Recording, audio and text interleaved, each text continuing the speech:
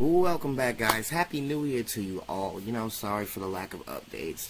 Sorry for lack of commentary, stuff like that. It's just been really, it's been a very hard, Christmas for me.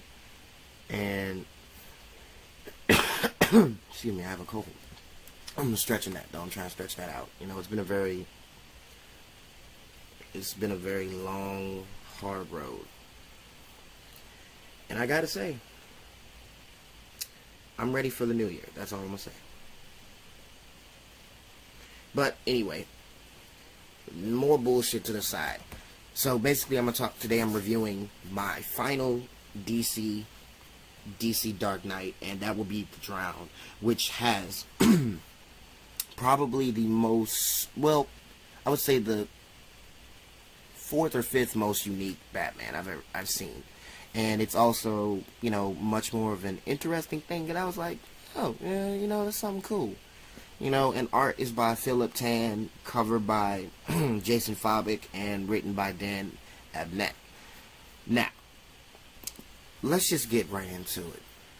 The Drowned is typically, it wasn't exactly what I expected. And what really made me realize that this was a page turner was the fact that realizing that this character is an incarnation of Batman, it definitely, made me realize that Batman is one of those characters that will go the distance for what he believes is right. And a lot of DC fans know that. I myself know that. I just wanted to point it out. So when I read this book, I felt that there was a limit. I felt like there was a limitation that should have been explored with Batman. But as we all know, Batman is that shadow, as I would describe him, that, will always change its route regardless of what angle it's at. So basically the origin of The Drowned was, her name is Bryce Wayne, and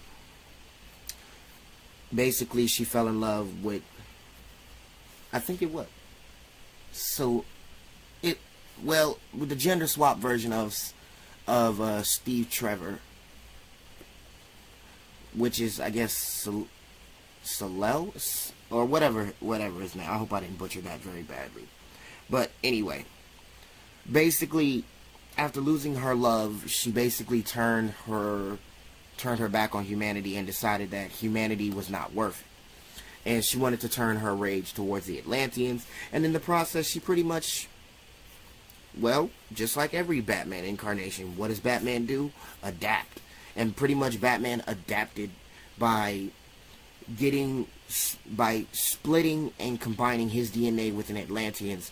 Thusly, he not only was able to gain the ability to breathe underwater, able to swim, able to contact with sea creatures, but managed to get to spew out this toxic purplish looking water, which I kind of thought was really badass. I'm not gonna lie about that. I really thought it was badass. And the simple fact of it is that from where I stand at, The Drowned had a lot of things wrong with it, a lot of things right with it.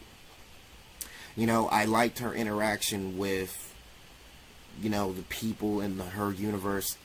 And the fact that this is another tie-in comic book to the DC Metal series, which, like I said, I'm not going to talk anymore about DC Metal. I'm actually going to talk more about the upcoming DC Metal issues. So we're going to do that in another video later today. But basically, The Drowned, I've definitely wanted to, I was really hoping that there would be another gender-swapped Batman, to be honest with you, because I felt like there was a lot that could have been explored.